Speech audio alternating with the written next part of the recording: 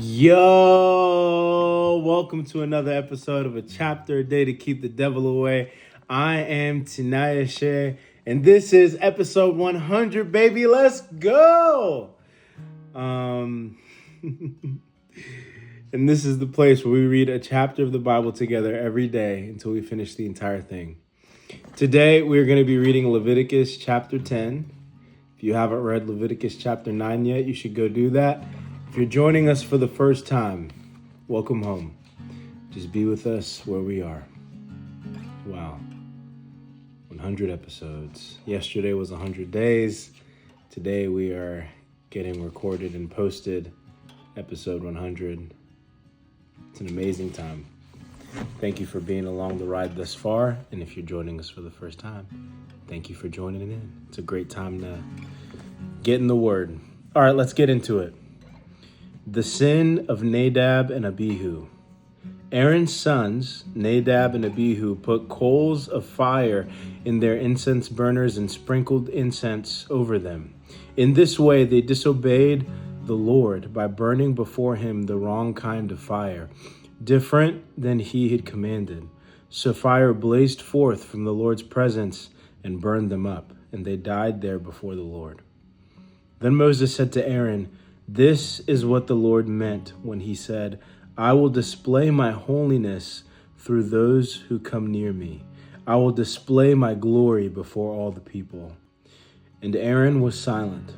Then Moses called for Mishael and Elzaphan, Aaron's cousins, the sons of Aaron's uncle Uzziel. He said to them, "Come forward and carry away the bodies of your relatives from in front of the sanctuary to a place outside the camp." So they came forward and picked them up by their garments and carried them out of the camp, just as Moses had commanded.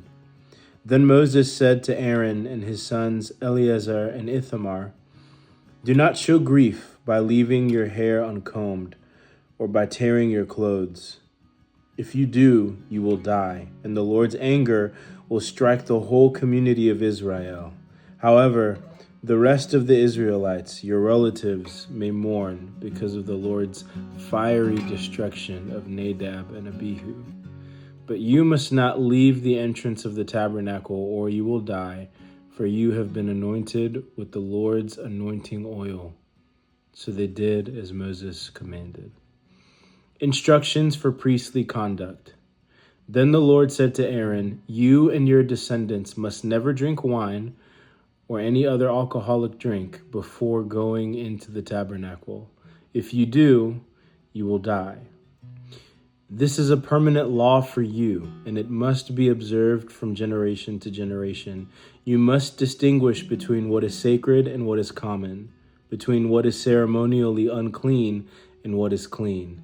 And you must teach the Israelites all the decrees that the Lord has given them through Moses." Then Moses said to Aaron and his remaining sons, Eleazar and Ithamar, "Take what is left of the grain offering after a portion has been presented as a special gift to the Lord, and eat it beside the altar. Make sure it contains no yeast, for it is most holy. You must eat it in a sacred place, for it has been given to you and your descendants as your portion of the special gifts presented to the Lord. These are the commands I have been given. But the breast and thigh that were lifted up as a special offering may be eaten in any place that is ceremonially clean. These parts have been given to you and your descendants as your portion of the peace offerings presented by the people of Israel. You must lift up the thigh and breast as a special offering to the Lord, along with the fat of the special gifts. These parts will belong to you and your descendants as your permanent right, just as the Lord has commanded."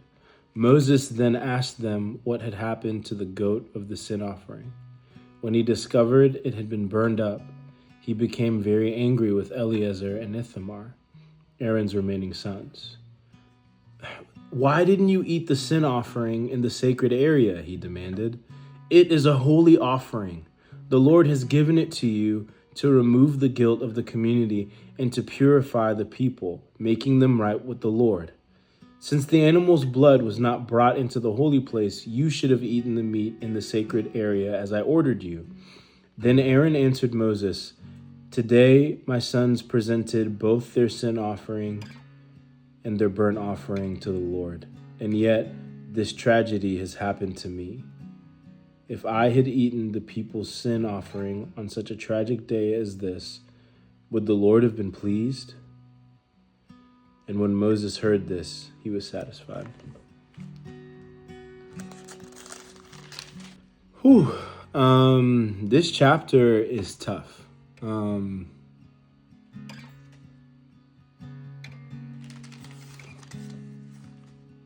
don't have a ton of takeaways in terms of like lessons or anything. I mean, if you recall my takeaway from yesterday being like, wow, to see the glory of God descend in a blazing fire, and also that sobering reality of like, okay, the presence of God is here with us, and also this fire, this consuming of this offering, if we're not approaching that throne, if we're not approaching the room where his presence is felt, that offering, what's being done to the offering could be done to us. And seemingly that's what's happening with Nadab and Abihu. They approached God incorrectly. They did the ritual incorrectly, out of order. They didn't do what the Lord was asking of them, and the fire consumed them. That's just hard to read. It's not a fun chapter.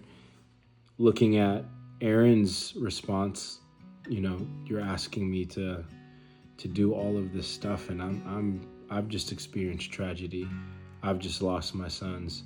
You're telling my other children not to mourn. You're telling them not to take off their garments, to not undo their hair, which is probably a common practice for mourning in that culture. Like, you just want us to continue on as, business as usual. That feels, it doesn't feel right. It feels insensitive. It feels tone deaf. And yet I can imagine Moses saying that, not because he's wanting them to just move on, but he's like, I don't want y'all to die either. And so, just a lot of complexities there. And those are the realities of, I guess, life during that time. It's complicated. Having such an intimate kind of interaction with the Lord and the presence of God, and yet the fear of judgment would be just a complex feeling, a complex set of feelings. So that's all I got for today. I hope you have an amazing day. This was not the most exciting chapter for chapter 10 / episode 100, but there's always something to learn here. So that's all I got for today. Love you. Peace.